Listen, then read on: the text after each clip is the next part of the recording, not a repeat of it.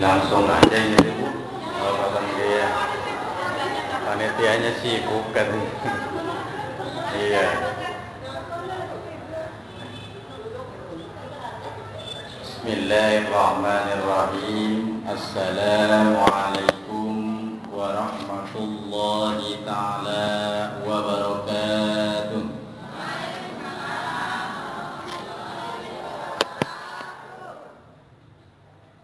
Alhamdulillahilladzi arsala rasulahu bil huda wa dinil haqq liyudhhirahu 'alad dini kullihi wa kafa billahi syahida.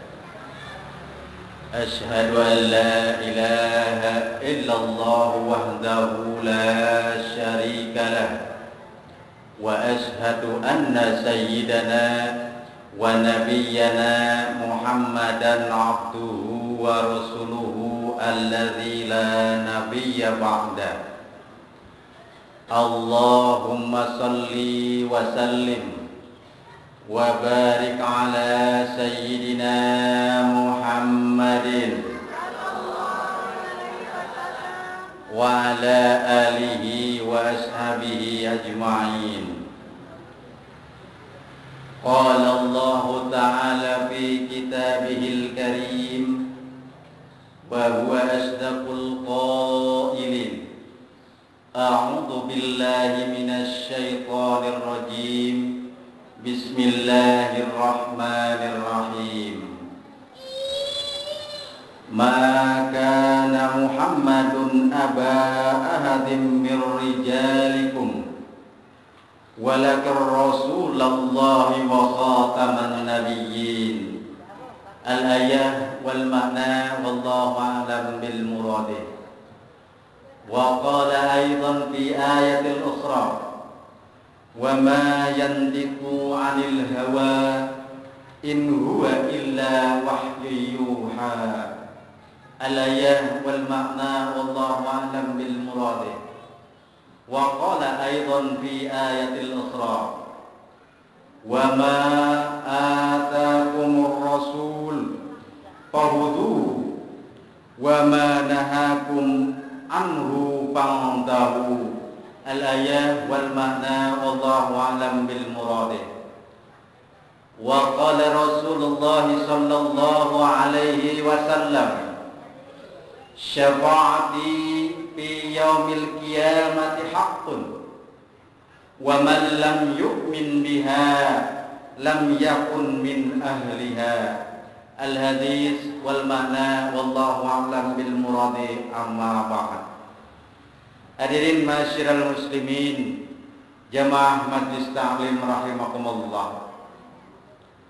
Puji dan syukur mari senantiasa kita panjatkan kehadirat Allah Azza wa Jalla, Zat yang senantiasa melimpahkan berbagai macam kenikmatan-kenikmatan kepada kita, baik nikmat yang sifatnya fisik material maupun nikmat yang sifatnya mental spiritual, terutama nikmat keimanan, keislaman dan kesehatan yang alhamdulillah sampai saat ini masih kita rasakan kenikmatannya.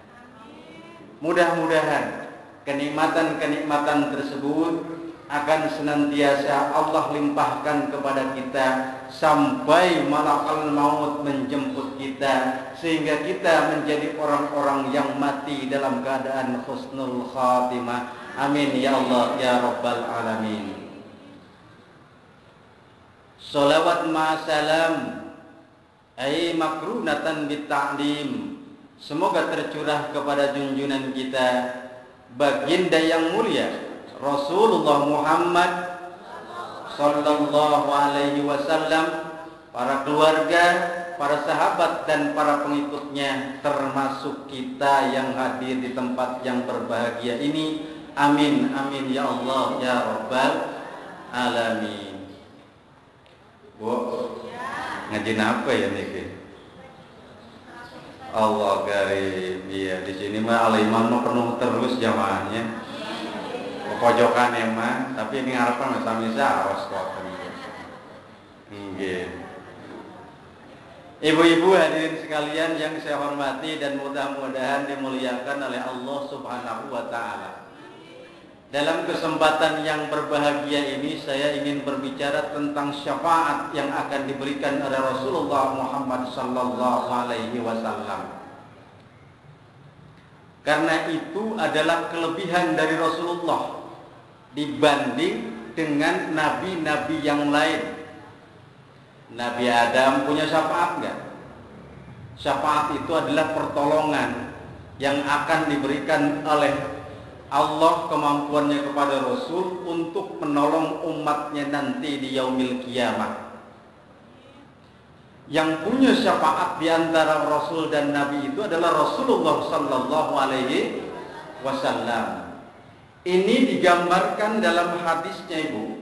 Dalam hadis Rasulullah Muhammad sallallahu alaihi wasallam bahwasanya Rasul adalah satu-satunya manusia yang akan bisa memberikan syafaat kepada umatnya. Hal ini diriwayatkan dalam hadis Imam Bukhari dan Muslim, hadis yang ke-3162, di mana di dalamnya menceritakan dan menghikayatkan orang-orang yang akan mendapatkan syafaat dari Rasulullah nanti di yaumil kiamah. Dalam hadis ini diriwayatkan bahwasanya nanti Allah Subhanahu wa taala akan mengumpulkan seluruh manusia, dari manusia yang pertama sampai dan yang terakhir, dikumpulkan di sebuah tempat yang namanya alam mahsyar. Yakin nggak Bu kita akan kumpul di sana? Sing boten yakin ngaco katuran. Lamun boten percaya ning kula katuran keringinan. Kula mungkin saos.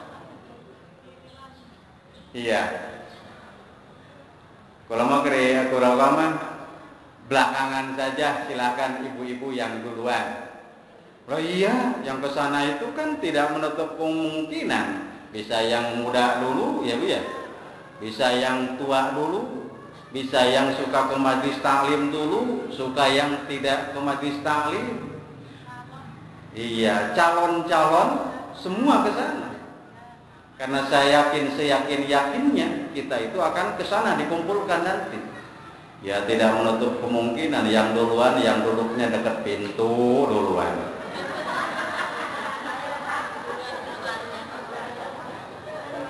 Atau yang lagi nyender duluan. Yang tengah biasanya belakangan, susah ngambilnya.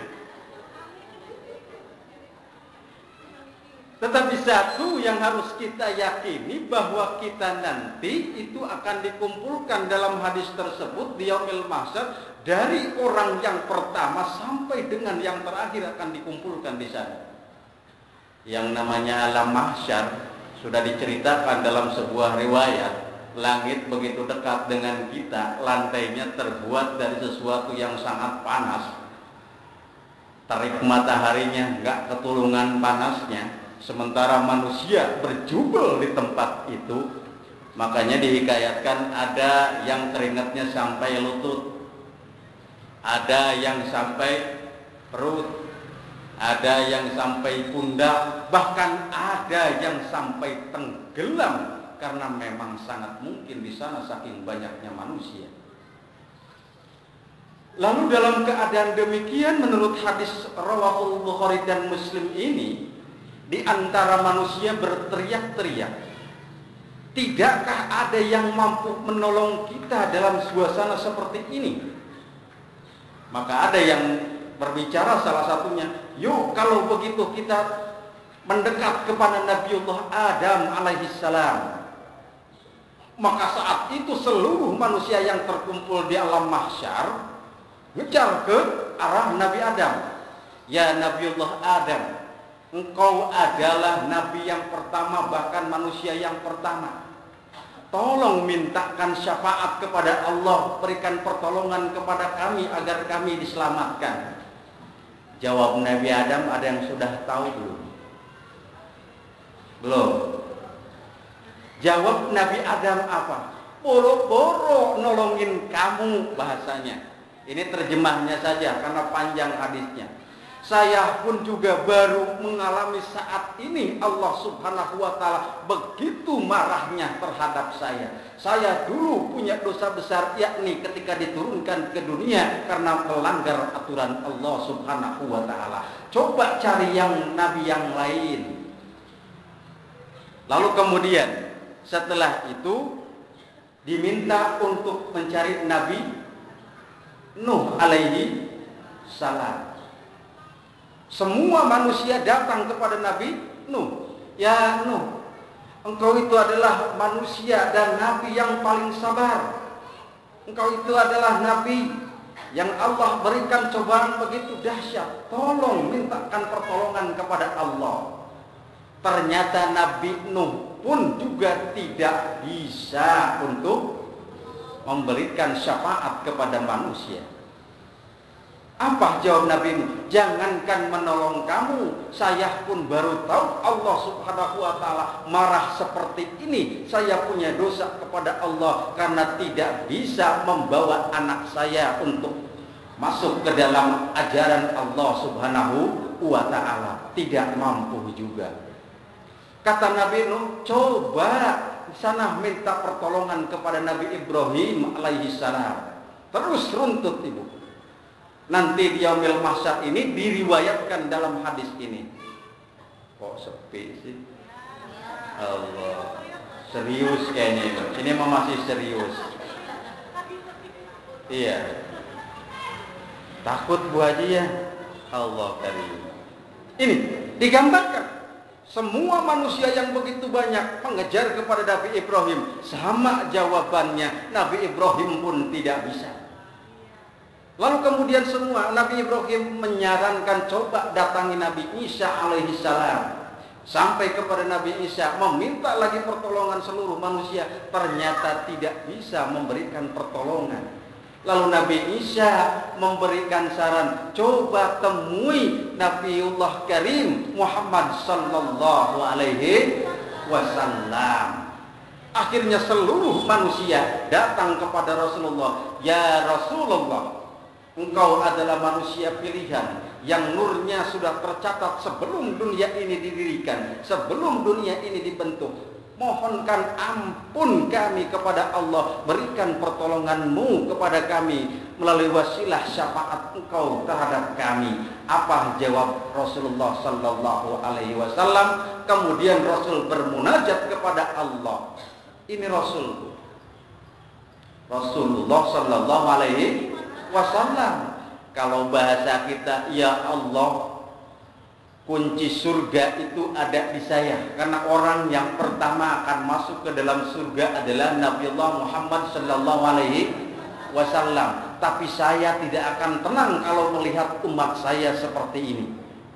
Itu Rasulullah. Kalau kita udah senang bodo amat dengan tetangga, bodo amat dengan tetangga dekat, tetangga jauh, masa bodoh. Rasul tidak seperti itu. Langsung bermunajat di bawah aras, memohon kepada Allah Subhanahu wa ta'ala sambil nangis Rasulullah. Kemudian Allah mengijabah doanya, mengutus malaikat Jibril, ya Muhammad, aku akan berikan apapun yang engkau minta, silahkan masuk duluan kepada surga. Apa Rasul langsung masuk nggak ke dalam surga? Tidak, ternyata. Kata Rasul, ummati, ummati, ummati. Rasul tetap mengingat umatnya, umatku, umatku, umatku. Lalu Jibril pulang lagi kepada Allah, ya Allah, ternyata Muhammad tidak mau masuk surga dulu sebelum memberikan pertolongan kepada umatnya. Apa jawab Allah? Silahkan temui lagi. Aku akan membebaskan umatnya Muhammad dan akan memasukkan ke dalam surga tanpa hisab melalui pintu Babul Amin namanya ibu. Sehingga dari situ Rasulullah Shallallahu Alaihi Wasallam katakan tadi dalam hadisnya, syafaati fi yaumil qiyamati haqqun. Pertolongan Rasulullah nanti di yaumil qiyamah itu nyata akan ada di sana nanti. Wa man lam yu'min biha, barang siapa orang yang tidak yakin dengan syafaatnya Rasul. Nah, kalau tidak yakin Bu ya. Tetapi kalau tidak yakin, kata Rasul, lam yakun min ahliha, maka mereka itu tidak akan masuk di dalam golongan orang-orang yang mendapatkan syafaat dari Rasulullah Muhammad sallallahu alaihi wasallam. Pengen kita jadi umat Rasul? Pengen. Ngejerit maratan langit, ngoceak maratan jagat. Ngerti boten? Boten. Kita teriak-teriak keliling kampung, saya umat Muhammad, saya umat Muhammad. Kalau sikap hidup dan perilaku kita tidak mencerminkan sikap hidupnya Nabi Muhammad sallallahu alaihi wasallam, sampai ular ada sayapnya bisa terbang, tidak bakal kita diangkat sebagai umat Rasulullah Muhammad sallallahu alaihi wasallam. Apa semua umat Rasul akan masuk surga melalui pintu sana yang mendapatkan syafaat dari Rasulullah, insya Allah dimasukkan ke dalam surga tanpa hisab melalui babul amin tersebut. Tetapi pertanyaan bagi kita, siapa umat yang akan mendapatkan syafaat dari Rasulullah Sallallahu Alaihi Wasallam itu? Ini persoalannya. Yakni orang-orang yang mengaku sebagai umat Muhammad. Siapa umat Nabi Muhammad? Minimal ada 3 sikap yang harus kita lakukan dalam hidup dan kehidupan kita jikalau kita ingin mendapatkan syafaat dari Rasulullah Sallallahu Alaihi Wasallam. Sikap yang pertama yang harus kita terapkan dalam kehidupan kita adalah sikap mengimani bahwa Muhammad adalah Rasulullah. Ini yang pertama, Bu. Sikap kitanya dalam kehidupan kita, tancapkan dalam diri kita ketika kita mengucapkan la ilaha illallah Muhammadur Rasulullah, itu betul-betul dalam hidup kita tidak ada syak dan wasangka, tidak ada keraguan lagi di dalamnya. Karena insya Allah orang yang mengaku beriman kepada Allah dan beriman kepada Nabi Muhammad, maka mereka akan mendapatkan syafaat dari Rasulullah. Yang penting sikap hidupnya tetap mengacu kepada Nabi Muhammad Sallallahu Alaihi Wasallam. Yakin betul. Karena kan yang namanya keimanan itu apa? Iman itu pengertiannya kan aqdun bil qalbi wa iqrarun bil lisan wa amalun bil arkan. Beriman kepada Rasulullah itu, kita meyakini Rasul itu adalah Nabi betul-betul, maka i'tiqadkan di dalam hati, ucapkan dengan lisan, dan lakukan dengan seluruh anggota badan kita dengan perbuatan kita. Bagaimana beriman kepada Nabi Muhammad Sallallahu Alaihi Wasallam itu? Yang pertama, kita harus meyakini bahwa Nabi Muhammad Sallallahu Alaihi Wasallam adalah Nabi terakhir yang diutus oleh Allah, dan tidak ada lagi Nabi setelah Nabi Muhammad Sallallahu Alaihi Wasallam. Ini dikatakan tadi dalam firman-Nya, surat Al-Ahzab ayat yang ke-40 yang saya bacakan tadi di pendahuluan, di mana Allah katakan, maka Muhammadun aba ahadim min rijalikum walakin Rasulullah wa khataman nabiyyin. Muhammad itu adalah penutup dari segala penutup risalah kenabian. Kalau kita dalam kehidupan kita sehari-hari masih ada, oh iya ya, jangan-jangan ada nabi setelah Nabi Muhammad. Ada nggak di sekitar kita yang bilang begitu? Tidak ada. Tetapi kenapa ribuan orang ke Kalimantan sana? Bu, ya, Masya Allah, mengaku beriman kepada Allah, beriman kepada Nabi Muhammad. Dokter, bukan orang on. Ya, siapakah yang dokter di sana itu? Dokter Rika, wong dokter Bu, secara ekonomi mapan, secara akalnya kuat, ilmunya ya sedanglah wong dokter, tetapi ternyata mampu terkecoh dengan seperti itu. Hati-hati, mengaku beriman kepada Allah, beriman kepada Nabi Muhammad. Kalau beriman kepada Allah dan Nabi Muhammad itu kan ada rentetan amalnya. Masa suami berani untuk ditinggalkan? Allah karim. Hati-hati di tengah-tengah kita. Mungkin kalau ibu-ibu nggak bakalan, saya juga yakin. Kalau ibu-ibu sering ke majlis taklim. Kalau anak-anaknya kan, insya Allah kita lindungi. Oh iya, masya Allah. Yang tidak jelas juntrungannya, padahal di kampungnya sudah mapan, hidupnya sudah tenang. Ayo pergi ke sana karena niatnya macam-macam. Hartanya untuk mencari keridhaan Allah Subhanahu wa ta'ala. Bagus niatnya mah bagus. Tetapi proses dan caranya, ya Bu ya, apalagi harus menyimpangkan akidah kita, itu yang sangat-sangat tidak baik dan itu tidak benar menurut aturan agama. Apakah yang seperti itu? Waduh, mengaku beriman kepada Allah, beriman kepada Nabi Muhammad, jihad. Waduh, di mana-mana ngebeledukin apa? Bom ning tengah jalan. Pengennya cepene ning surga, malah meledak ning Tamrin. Allah karim. Katanya mau jadi surga, yang jelas itu bukan seperti itu. Hati-hati. Saya yakin, seyakin-yakinnya kalau ibu mah tidak, tetapi orang-orang di sekitar kita. Karena sudah jelas, apalagi kalau di sekitar kita ada yang mengaku-ngaku Lia tidak Eden. Ya, kalau yang Lia Eden sudah ada, ini mah adanya paling-paling Lia yang tidak Eden. Ya, ada lagi Ahmad yang tidak musadek. Iya, hati-hati Bu. Yang dalam hati kita, kalau ada orang mengaku apapun itu, akidahnya sudah menyimpang, bukan lagi dia melakukan sesuatu yang benar menurut agama. Karena sudah jelas dalam Al-Quran Al-Ahzab ayat yang ke-40 tadi, wa khataman nabiyyin itu adalah Rasulullah Muhammad sallallahu alaihi wasallam. Satu orang yang akan mendapatkan syafaat nanti di yaumil qiyamah, kala dikumpulkan di alam mahsyar itu adalah orang-orang yang beriman kepada Rasulullah Muhammad sallallahu alaihi wasallam. Orang yang mau beriman kepada Nabi Muhammad itu sikap hidupnya yang pertama, dia meyakini Nabi Muhammad itu adalah nabi yang terakhir.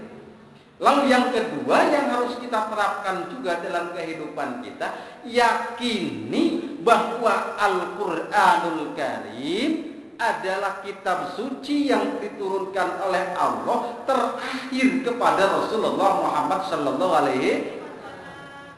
Awas dalam hidup kita, di tengah-tengah masyarakat kita, kalau ada orang mengaku saya mendapatkan wangsit, saya mendapatkan ini, mendapatkan itu, sehingga meyakini Al-Quran bukan lagi kitab suci yang terakhir, itu sudah menyimpang dari akidah Islam secara keseluruhan. Kalau dia sudah meyakini ada kitab suci selain Al-Quranul Karim.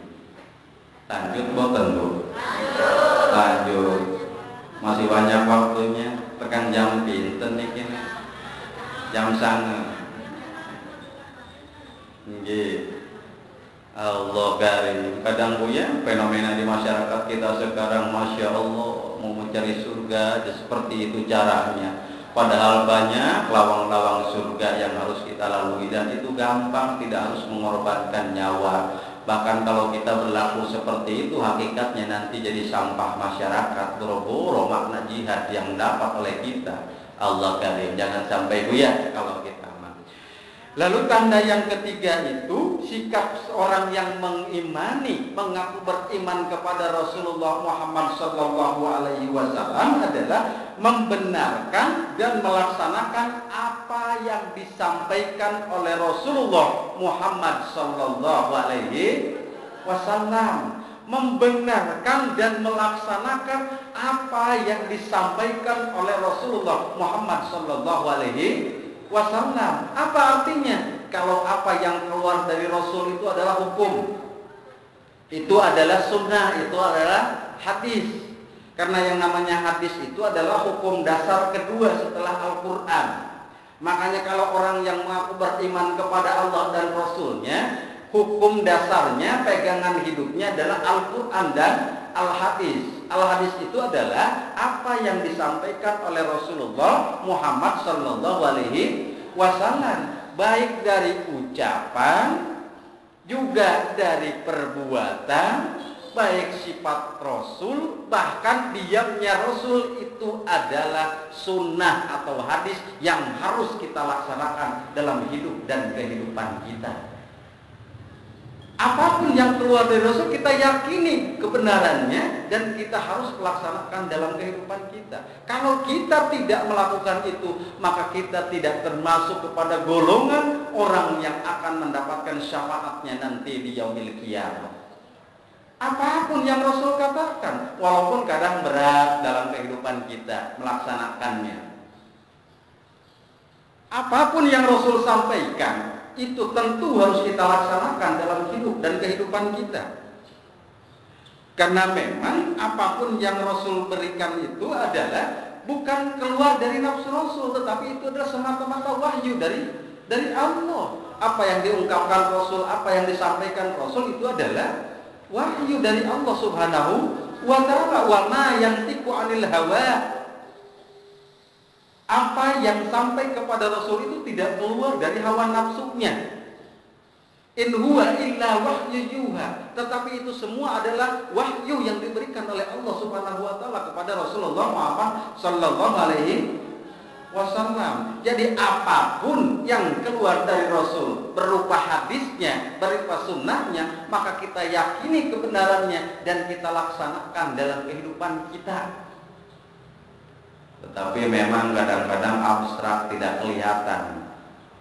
Contoh, Rasul dalam sebuah hadis mengatakan, sab'atun yudhilluhumullahu fi dhillihi yauma la dhilla illa dhilluh. Ada 7 golongan manusia yang akan mendapatkan naungan dari Allah nanti di yaumil qiyamah. Ya, itu tadi saat dikumpulkan lagi. Di antaranya adalah rajulun, manusia yang senantiasa, rajulun mu'allaqun qalbuhu bil masjid, manusia yang senantiasa terkait hatinya dengan masjid. Itu yakin akan mendapatkan syafaat di sana nanti di yaumil qiyamah.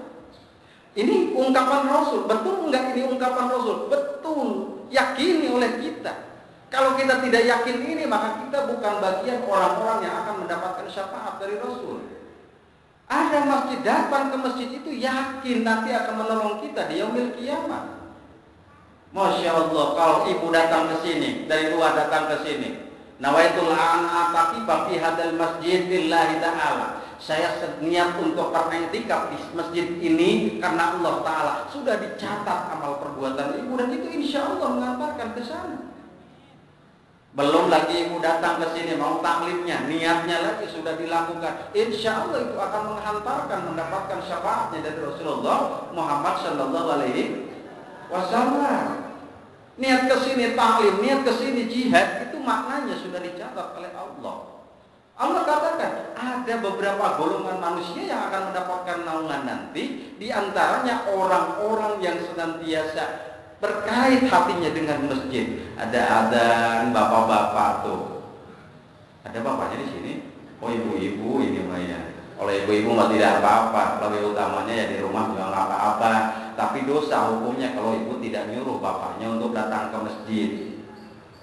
Ayo sini. Iki mah dibaturi arep maghrib je nonton Haji Muhyiddin. Wong mau disuruh Pak, mana gua ke masjid Pak, masjid dikosong kasihan, anak imam doang kalau tiang. Dibaturi kon Bu. Masya Allah. Disuruh itu Bu. Bahkan anak-anak kita yang sudah mau masuk remaja. Ini digambarkan oleh hadis Rasulullah Muhammad sallallahu alaihi wasallam dalam hadisnya itu. Rajulun mu'allaqu bil masjid, hatinya terus berkait dengan masjid. Berkait itu bukan, aduh, gue ingat masjid ya, saya ingat masjid ya, anak ingat masjid ya, kula ingat masjid ya, bukan begitu. Tetapi bagaimana kita perilakunya, gitu loh. Ada datang adzan maghrib datang, adzan isya datang, itu namanya mu'allaqun bil masjid. Bahkan ada satu riwayat Bu, kalau untuk bapak-bapak sebetulnya sholat berjamaah itu hukumnya sunatnya juga sunat muakkad. Sedikit mendekati lagi kepada hal yang wajib untuk bapak-bapak itu. Makanya coba suruh dan suruh. Ini hadisnya dikatakan. Ada lagi hadis yang mengatakan ini kita harus meyakini bahwa hadis itu adalah hukum yang harus kita yakini, yang harus kita jalankan dalam kehidupan kita. Jikalau kita ingin mendapatkan syafaat Rasulullah nanti di yaumil qiyamah. Karena salah satu orang yang akan mendapatkan syafaat itu orang yang beriman kepada Rasul dan mempercayai serta melaksanakan apa yang disampaikan oleh Rasul. Rasulullah katakan dalam sebuah hadisnya, man banna masjidan banahullahu ta'ala baitan fil jannah. Ada yang ngerti enggak artinya Bu? Benten boten sing ngertos artinya. Aya nu ngarti teu hartina. Daya, waduh, tuh kan? Kalau ngerti mah masya Allah. Man bana sahaja lemah siapa orang masjidan mendirikan masjid, banahullahu ta'ala baitan fil jannah, maka Allah akan membangunkan rumah untuknya nanti di yaumil qiyamah di dalam surga. Udah mah di surga dibikinkan istana rumah oleh Allah Subhanahu wa taala. Yakin tidak kita dengan itu? Yakin, karena itu adalah Rasul yang menyampaikan. Tetapi yakinnya mah yakin di sini. Ini udah berapa bulan ini alimah? Masya Allah. Padahal mah orang kafling BBS ini mah orang-orang menengah ke atas. Iya, burung juru bro dipantau ngalayak di tengah iman, apa-apanya juga. Masya Allah. Jangan salah. Di sini dikatakan itu. Iya kan?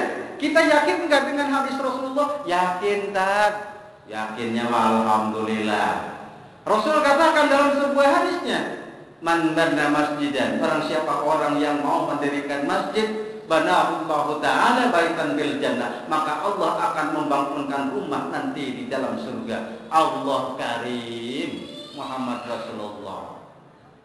Jangan ragu. Iya, jangan ragu. Karena ini hadis Rasulullah. Kalau kita tidak lakukan, apalagi ada waktu, lah itu kan bisa-bisa nek ustaz juga. Anak boten sing makoten ning mriki. Lah boten enggak hari ning mriki mah, insya Allah. Tapi Rasul katakan dalam hadisnya ini, barang siapa orang, ngebangunnya ngebangun gimana? Apa saya mesti ngebangun di belakang rumah saya? Hari mampu masuk baik aturan. Nggak ada yang tolak. Ibu ya. Terus gimana? Apapun yang kita miliki, berikan kepada orang yang sedang membutuhkan. Misalkan ini Masjid Al-Iman sedang dibangun di rumah, ada buras tuang. Tahu nggak buras tuang? Buras tuang lontong, ada lontong. Jangan malu, dibawa ke masjid, kasih orang yang kerjanya. Insya Allah nanti ketemu di sana. Amin ya Allah ya Rabbal. Kita jangan berpikirnya, pulang bukan berpikir si Pak Ustaz. Nungguin punya mah susah kalau nggak maksain mah. Makanya doanya satu kalau mau sedekah itu apa? Allahumma paksakeun. Ada yang ngerti? Ada. Kalau tidak dipaksa mah susah betul susah. Jangan salah. Dalam hadis dikatakan, man sanna fil Islam sunnatan hasanatan falahu ajruha wa ajru man amila ba'dah. Wa man sanna fil Islam sunnatan sayyi'atan kana alaihi wijruha wa wijru man alaiha ba'dah. Ngertos boten artine? Boten malih. Allah katakan, man sanna fil Islam, barang siapa orang yang beragama Islam, sunnatan hasanatan, memulai perbuatan baik, falahu ajruha wa ajru man amila ba'dah, dia akan mendapatkan pahalanya dan pahala orang-orang yang mengikutinya. Kelihatannya susah cari surganya Allah, padahal gampang. Ibu punya duit 100.000, kasih ke panitia pembangunan masjid 100.000, blok ditaruh, udah beres, jamaah datang di sini berdoa, ya Allah ampunilah orang-orang muslim yang mewakafkan hartanya di tempat ini. Ngalir terus ke makam kita itu ibu. Aja aminnya doang ya. Insya Allah itu hadisnya jelas, bukan Ustadz UJ yang ngomong, apalagi UZM. Iya, kalau UJ kan almarhum, kalau UZM itu adalah Ustadz Ujang Zainal Mutakin. Bukan, tetapi hadis Rasul. Man sanna fil Islam sunnatan hasanatan falahu ajruha. Ibu di sini nyumbang 25.000 naroh, jangan di mana saja. Ibu sedekah, ibu infak, ibu wakaf, ibu apapun juga. Ada di sini 40 orang, maka 40 orang ini mengalirkan pahala terhadap kita nanti di yaumil kiamat. Amin ya Allah ya Rabbal alamin. Dan sebaliknya, waman kana sayyi'atan, dan apabila kita melakukan perbuatan jelek lalu diikuti lagi oleh yang lain, maka kita akan mendapatkan dosa dan dosa dari orang-orang yang mengikuti kita. Masya Allah. Rasain dong. Ibu misalkan ya lagi selamatan nikahin anak, tidak wah pengen rada uah, manggil artis yang dari ibu kota, suruh joget-joget di dekat rumah ibu. Waduh, pokoknya pakai apalah gitu ya, pakai apalah-apalah. Kok Ustaz tahu apalah-apalah kan? Ustaz gaul ini. Iya, panggil sama ibu. Berarti hakikatnya ibu menciptakan kemaksiatan. Orang yang datang berdosa, dosanya ibu kealiran terus ke sana. Idza mata bani Adam in qata'a amaluhu illa min salasin. Anak Adam kalau mati, yang namanya anak Adam itu kita, kalau mati maka terputus seluruh amal perbuatannya kecuali 3 hal. Apa? Di antaranya shadaqatun jariyatun, sedekah yang berjalan. Yang bagaimana kan sedekah yang berjalan itu? Wah ini kan bisa jadi ini mah kadang-kadang kalau sudah nggak punya baru sadar. Ya Allah, iya saya itu lagi ada, ya Allah begini, ya Allah, kata malaikat, bohong buaya pun. Pura-pura. Sekarang ibda bin nasrik, mulai saat ini kita lakukan. Ya, karena kata Rasul tadi, barang siapa kita mengerjakan perbuatan baik dalam Islam, maka pahalanya akan terus mengalir. Dan dalam hadis yang lain dikatakan, 3 itu akan terputus, semua perbuatan kita akan terputus kecuali 3 hal. Salah satunya adalah sedekah jariyah. Sedekah jariyah itu contohnya ibu lagi hidup, ibu punya tanah 2000 meter, ada orang cari tempat untuk mendirikan yayasan, mau diriin masjid, mau diriin sekolahan, mau diriin apa. Ibu dengan sukarela, dengan ikhlas li'a'la kalimatillah, tuh Bapak saya punya tanah sekian ribu meter, silahkan saya wakafkan tanah ini. Diwakafkan, maka itu pahalanya mengalir sampai zaman terus bergulir, sampai kita meninggal ke sana terus mengalir. Yakin nggak dengan itu? Harus yakin, karena kalau kita mengaku beriman kepada Rasul, salah satunya adalah kita mempercayai, membenarkan dan melaksanakan apa yang disampaikan oleh Rasulullah Sallallahu Alaihi Wasallam di dalam hadis-hadisnya. Lanjut, biarin capek. Yo, masih lama, oh ya. Itu kadang-kadang kita jauh-jauh pikirannya. Ini nih masjid, masya Allah, kalau sudah berdiri megang, wah masya Allah, masjid ini indah kayaknya ya. Insya Allah nanti ditambahin pojok-pojoknya adem ya ngaji itu. Ya, wajib among ya. Masya Allah, jadi kan lebih enak gitu, minimal nurutan di masjidnya. Bu. Insya Allah minggu depan makanya itu kotak amal yang di depan akan penuh itu. Amin ya Allah ya Rabbal Alamin. Karena itu tadi sudah janji Allah mulai Rasulnya Bu ya. Kadang-kadang kalau ya itu tadi lah, yang namanya masjid itu hendaknya kita jadikan sebagai milik umat yang harus kita dorong bersama-sama untuk mendirikan dan membangunkannya. Kalau sudah beres, kemudian kita makmurkan masjid itu. Makmurkannya bagaimana? Ya isi dengan hal-hal yang berbau keagamaan seperti ini. Maka insya Allah semarak Islam, Allah akan memberikan rahmatnya kepada kita. Amin ya Allah ya Rabbal Alamin. Lalu yang berikutnya sebagai tanda bahwa kita beriman kepada Rasul itu adalah mencegah dari apa yang dilarang oleh Rasulullah Muhammad Sallallahu Alaihi Wasallam. Karena ayat Al-Quran katakan dalam Quran surat Al-Hasr ayat yang ke-7, wa ma atakumur rasulu fakhudhuhu wa ma nahakum anhu fantahu. Apa yang sudah disampaikan oleh Rasul maka ikuti, dan apa yang dilarang oleh Rasul maka jauhi. Itu tugas kita. Itu adalah perbuatan yang harus kita terapkan dalam kehidupan kita. Jikalau kita ingin mendapatkan syafaat dari Rasulullah Sallallahu Alaihi Wasallam nanti di yaumil kiamah, tatkala kita dikumpulkan di alam mahsyar. Mudah-mudahan kita menjadi orang-orang yang mendapatkan syafaat dari Rasulullah Muhammad Sallallahu Alaihi Wasallam. Yang pertama, tugas kita kalau ingin mendapatkan syafaat dari Rasul adalah mengimani Rasulullah Muhammad Sallallahu Alaihi Wasallam. Yang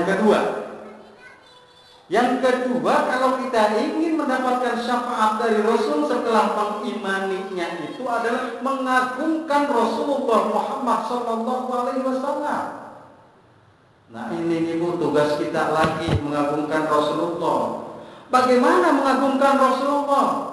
Apa dengan acara maulid katuran seperti itu? Apa dengan baca berjanji katuran seperti itu? Apa dengan senantiasa kita membaca Al-Quran karena Al-Quran yang diturunkan oleh Rasulullah katuran, apapun itu. Apapun perbuatan yang bisa kita lakukan untuk mengagungkan Rasulullah Muhammad Sallallahu Alaihi Wasallam maka kita lakukan. Tetapi satu yang diperintahkan oleh Allah di dalam Al-Quran, Innallaha wa malaikatahu yusalluna 'alan nabi ya ayyuhalladzina amanu sallu 'alaihi wa sallimu taslima.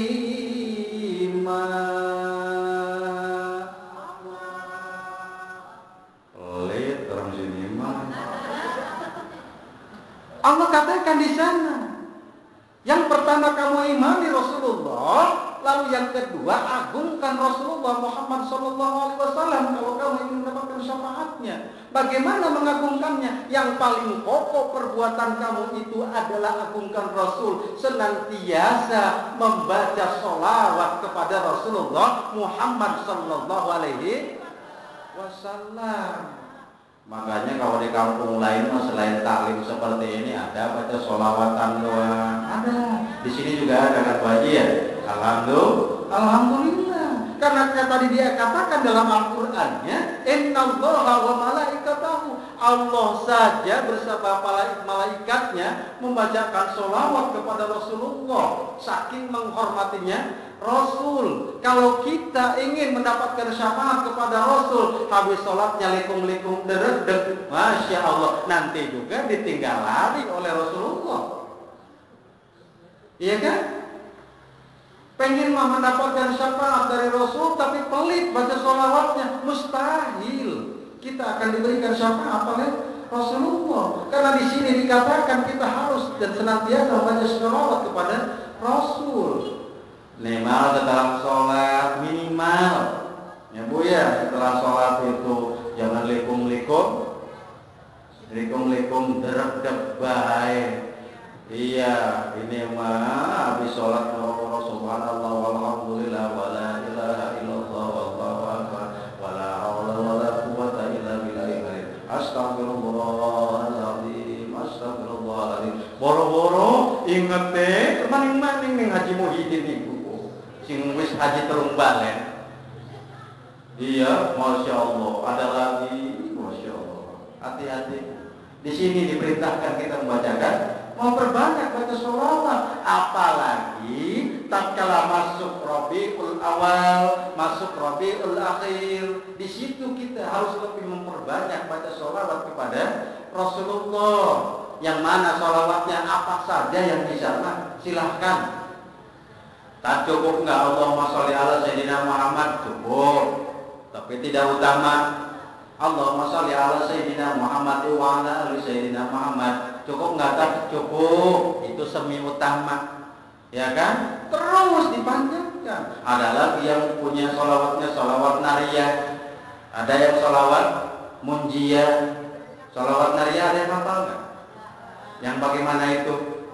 Allahumma sholli ala Sayyidina Muhammad alladzi tanhallu bihil uqadu wa tanfarizu bihil qurabu wa tuqda bihil hawaid wa tunalu bihil raqaib wa husnul khawatim wa yastastil ghamamu biwajhil karim wa ala alihi wa sahbihi fi kulli lamhatin wa nafasin bi'adadi kulli ma'lumin.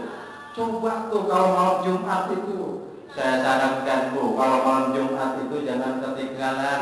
Lah sebodoh amat pangeran orang terima tawarta, baca hadiah, baca baik isol. Ya, doa kubur kita yang sudah meninggal insya Allah, karena itu tadi kan waladun sholihun yad'ulahu. Siapa di sini yang tidak punya orang tua? Kan mustahil. Ya kan? Allahumma firlahu tuh di malam Jumat tuh. Pertama kita hadiah dulu isol, ya. Saya dulu kita baca dulu hadiah kepada ahli kubur kita, baca. Lalu kemudian lanjut dengan baca surat Yasin, baca dengan surat Waqiah, baca dengan Tabarok atau Al-Mulk ya. Ada lagi baca dengan surat Hasr, ada lagi baca dengan surat Luqman, ada lagi yang baca dengan surat KBB getat dari mengkonon mah gitu ya. Iya, baca minimal 3 surat. Yasin, Waqiah, Tabarok, 3. Tuh, itu sudah mencerminkan minta rezeki iya, minta taubat iya, minta ampun iya. Setelah itu tuntas baca minimal sholawat kunjiyatnya 11 kali. Ditambah lagi sholawat nariyahnya 11 kali. Allah karim. Maka di bulan-bulan seperti ini insya Allah Allah akan memberikan pahala kepada kita, dan nanti di yaumil kiamat akan mendapatkan syafaat dari Rasulullah Muhammad sallallahu alaihi wasallam. Ada yang ditanya Katura? Ada? Tidak ada. Lanjut. Oh ada katanya Ibu. Masjid. Betul.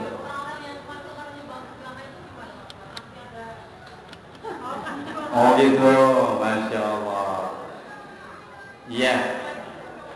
Betul. Memang kalau itu kan awalnya dari sifatnya hilafiyah. Kalau yang namanya masjid itu katanya walaupun sampai bobrok juga udah dibiarkan saja. Jangan dijual, jangan diapa. Kalau dijual memang jangan. Ya Bu ya.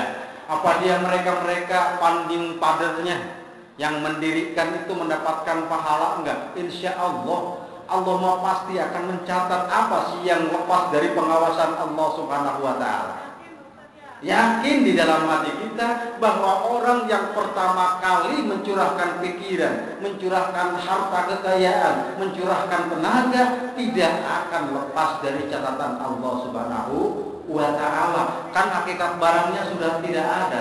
Kalau tidak ada ide mereka mendirikan masjid di sini, ada enggak? Kan tidak ada. Makanya lanjut, insya Allah itu merupakan rantai sistem, nyambung terus setiap generasi pun juga. Insya Allah yakini di dalam hati bahwa perbuatan amal apapun itu akan terus mengalir kepada kita. Amin ya Allah ya Rabbal alamin. Itu saja barangkali Bu. Insya Allah mereka pun akan mendapatkan pahala sebagaimana man dhanna fil Islam sunnatan hasanatan falahu ajruha wa ajru man amila ma'ha. Insya Allah. Amin Allahumma amin ya Rabbal alamin. Ada lagi Bu?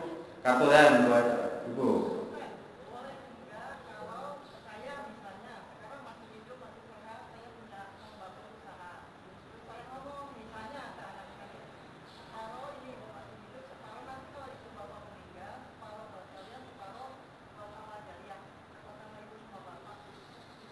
Masya Allah, ya.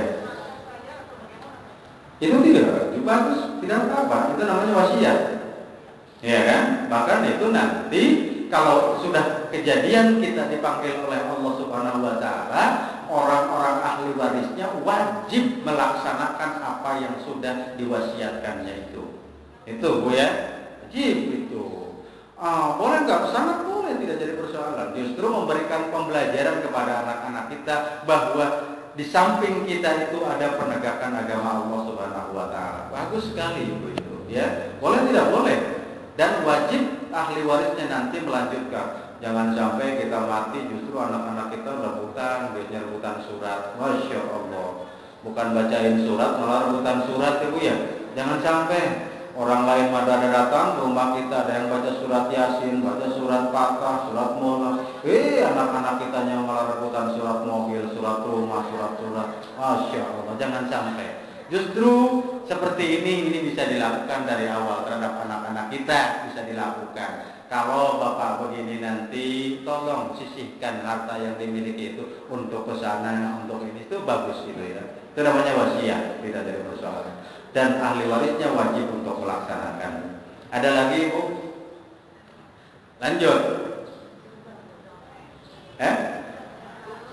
Jawabnya sudah semakin sedikit, yang jawab cuma 3 ekor. Berarti sudah warning bagi saya, udah mulai sore gitu. Kalau masih sepakat kan boleh lanjut gitu. Malum, bukan kita harus mampu membaca. Kalau kata orang-orang pendidikan psikologi manusia, kalau manusia duduknya sudah nah itu sudah tidak betah. Kalau orang duduknya sudah ngelihat pintu mulu, itu pun sama. Wujud fisiknya ada di sini, pikirannya mah ada di sana. Tapi setidaknya masih 5 menit ya Bu ya, boleh ya, tambah sih Bu ya, tambahnya boleh ya. Tuh mataharinya masih terang tuh. Ya kalau saya mah tidak jadi persoalan. Tapi ini menuntaskan barusan ke masalah sholawat tadi. Minimal ya, kita diperintahkan. Kenapa? Karena banyak keutamaan ketika kita membaca sholawat kepada Rasulullah Muhammad SAW. Bahkan dalam sebuah hadis Ibu yang diriwayatkan oleh Imam Muslim, bahwa membaca sholawat itu akan melipat gandakan pahala kita. Kalau kita membaca sholawat kepada Rasulullah 1 kali, Allahumma sholli ala Sayyidina Muhammad, 1 kali, maka dilipat gandakan oleh Allah dengan 10 kali lipat perbuatan baiknya. Masya Allah. Tuh keutamaannya. Keutamaan berikutnya, sholawat kepada Rasulullah Muhammad Sallallahu Alaihi Wasallam adalah prasyarat dikabulkannya doa yang kita panjatkan kepada Allah Subhanahu Wa Taala. Makanya saya sarankan kalau mau doa jangan to the point, langsung ke inti permasalahan. Sholatnya mau pas saat 1/4 malam habis tahajud. Cuma doanya langsung baik, ya Allah, aku belum bayaran anak saya ya Allah. Masih jangan langsung, jangan to the point. Ya, agungkan dulu Allah, membaca sholawat kepada Rasulullah, lalu masuk intinya di dalamnya. Maka insya Allah itu akan dikabulkan oleh Allah Subhanahu Wa Taala. Jangan-jangan doa kita mandek tidak kabul itu karena kita tidak membaca sholawat kepada Rasulullah. Ini hadisnya diriwayatkan dalam hadis Ibu, ya, terkabulnya doa itu. Dalam hadis riwayat Imam Ahmad dikatakan bahwa prasyarat dikabulkannya doa itu adalah banyak dulu mengagungkan Allah dan banyak memuji kepada Rasulullah sallallahu alaihi wasallam. Lakukan itu ketika kita meminta sesuatu kepada Allah Subhanahu wa taala. Lalu yang berikutnya, keutamaan membaca sholawat kepada Rasulullah itu adalah diangkatnya derajat kita oleh Allah Subhanahu wa taala beberapa derajat di hadapan Allah. Karena orang yang membaca 1 kali sholawat kepada Rasulullah, maka dia akan dihapus 10 kesalahannya oleh Allah Subhanahu wa taala. 1 kali membaca sholawat kepada Rasulullah, maka dia akan diangkat derajatnya 10 kali lipat oleh Allah Subhanahu wa taala. Dan barang siapa orang yang membaca sholawat kepada Rasulullah 1 kali, maka akan dikabulkan seluruh permohonannya oleh Allah Subhanahu wa taala. Kok kula mengedoa orang kabul sih sampun ngedoa pakai Rasulullah, pakai sholawat segala, yang mungkin hati kitanya masih putus dengan Allah. Pada kesempatan lain kita akan bahas tentang hal-hal yang menghambat terhambatnya dan untuk terkabulnya doa kita di hadapan Allah Subhanahu wa taala. Insya Allah mudah-mudahan kita masih diberikan waktu dan kesempatan oleh Allah Subhanahu wa taala. Nah, mangga katuran.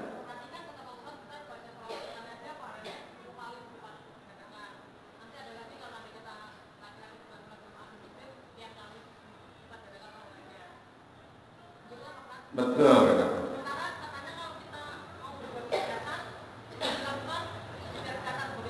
Disitulah letak kemurahan Allah Subhanahu wa taala.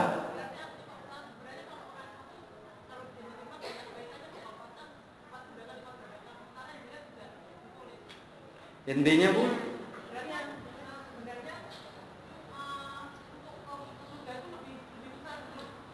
ya itu tadi ya. Makanya Allah katakan sebetulnya jalan ke surga itu gampang. Dan bahkan kalau kata Bang Haji Roma Irama, kenapa jalan ke surga itu murah tetapi banyak orang yang meninggalkan, tetapi jalan ke neraka begitu susah dan mahal tetapi orang berduyun-duyun dan berbondong-bondong.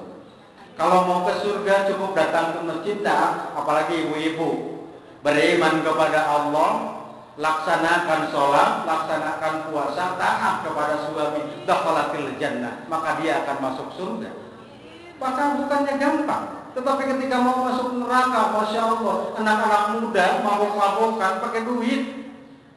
Ya, coba apalagi yang maksiat tidak pakai duit, semuanya susah. Tapi ternyata seperti itu. Itulah hukum alam.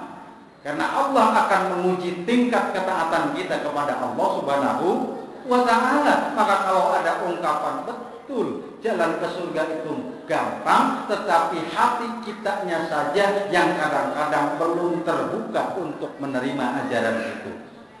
Itu saja barangkali Bu ya. Pada hakikatnya betul, jalan ke surga tidak susah, jalan ke surga itu gampang, taat kepada Allah itu tidak mahal. Kok kata siapa? Orang mau zakat katanya perlu duit, berarti mahal. Ya, kok orang yang nggak punya harta mah nggak wajib zakat.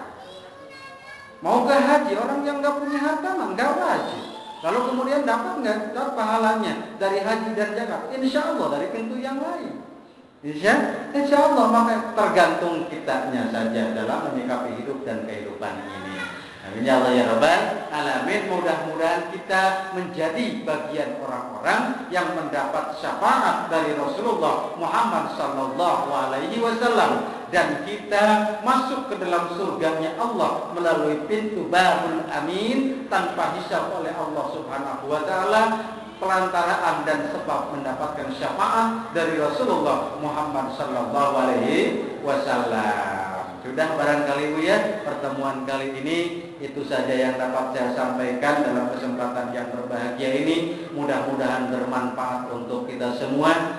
Benarnya apa yang saya ungkapkan murni hidayah dari Allah Subhanahu wa taala, berkah dari guru-guru saya. Mudah-mudahan mereka mendapatkan tempat yang layak di sisi Allah Subhanahu wa taala. Salahnya apa yang saya ungkapkan itu murni dari saya dan dari syaitan laknatullah. Mudah-mudahan Allah dapat mengampuninya. Nasrun minallah wa fathun qarib. Wassalamualaikum warahmatullahi wabarakatuh.